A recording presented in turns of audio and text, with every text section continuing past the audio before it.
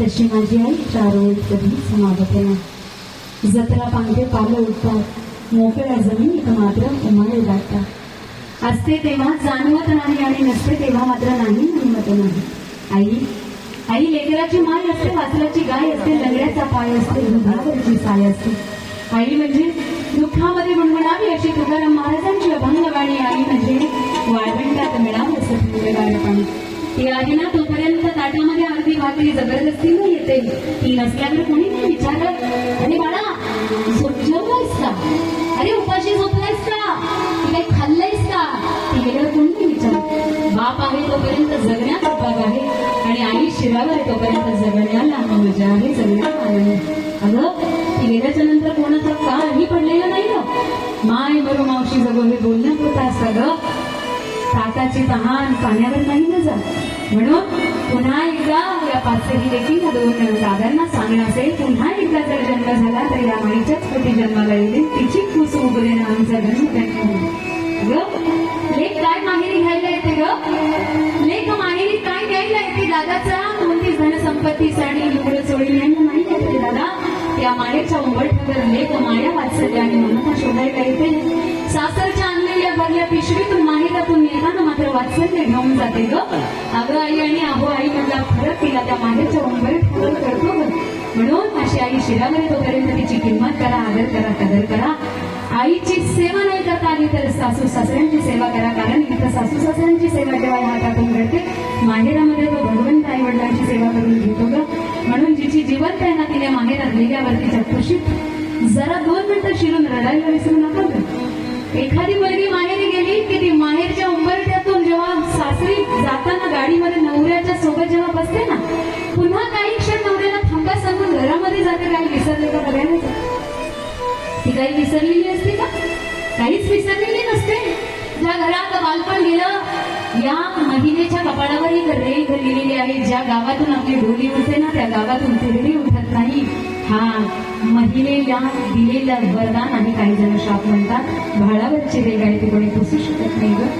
अगं एखादी पोरगी काहीतरी विसरली, थांबा जरा म्हणून सांगून नवऱ्याला गाडी थांबवायला सांगते. भरल्या घरामध्ये पुन्हा एकदा आई बाबा टाटा करायला जेव्हा दारात येतात ना, तेव्हा ती पर्स घेऊन पुन्हा आतमध्ये जाते. किचन पर्यंत जाते, वावरापर्यंत जाते, ववऱ्यामध्ये जाते, चुलीपर्यंत जाते आणि काय विसरले ते आठवते. काय विसरली असते का? ते काहीच विसरली नसते.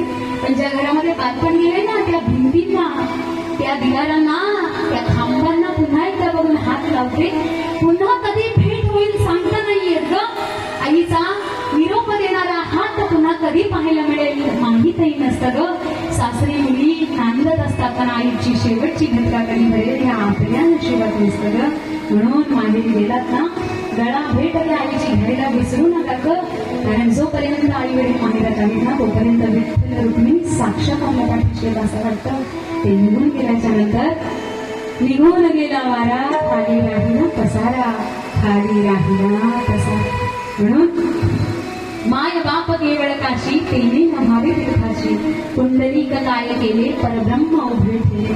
आई वडिलांची सेवा करा, त्यांचं आहे तोपर्यंत कदर करा. गेल्यानंतर पंचपक्वान्नाचं ताट नाही कामाचं.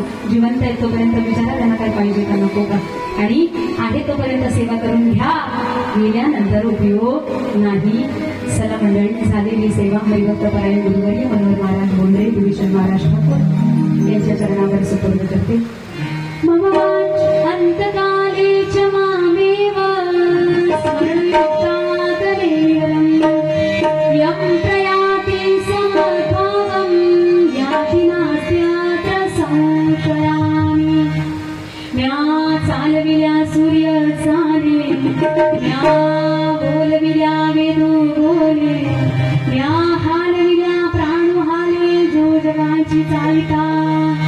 भगवंताच्या नामचिंतनाशिवाय आपल्याला पर्याय नाही. त्याच्या सत्तेने सर्व चालतं. आपण निमित्त मात्र आयुष्याचं साधन लावून सच्चिदानंद कधी घेता येते कधी आपण पाहायचं. आपला देह सार्थकी लागेल याचा विचार करायचा, भगवंताचं चिंतन करायचं. आपलं कार्य चालूच राहणार आहे. चांगली कर्म करा तर आयुष्याचा शेवट चांगला होतो.